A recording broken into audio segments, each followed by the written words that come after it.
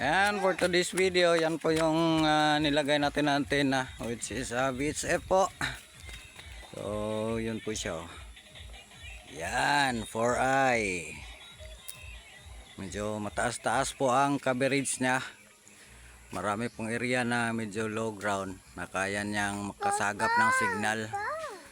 Tsaka may transmitter po tayo nandun sa kabila.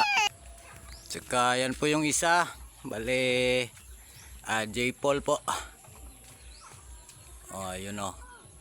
Para siyang letter J. Yan, J-pole po yan. Ang transmitter natin, medyo mababa nga lang ng konti.